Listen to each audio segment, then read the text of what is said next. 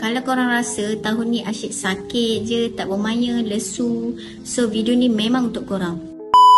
Saya nak share satu tips atau trik yang boleh korang ikut. Sangat simple, tak kira korang muda, tua, sakit atau sihat, macam-macam lah korang boleh amalkan tips ni. Ini dia Flush Synwave air beralkali. Ia bukan sahaja bantu penghadaman korang, tapi ia juga bantu menyeimbangkan pH dalam badan korang.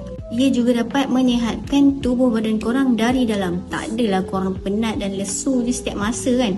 Tapi nak lebih bagus dan nak lebih energi, korang minum air ni bila korang bangun daripada tidur. Tak kira pagi, petang atau malam, kalau korang terjaga pun korang boleh minum air ni untuk kekal bertenaga bila bangun pagi tu. So, dengan minum air pun korang dapat kekalkan energi dalam badan korang. Jangan lupa untuk dapatkan Flush Synwave air beralkali ni di bio kami. Klik sekarang.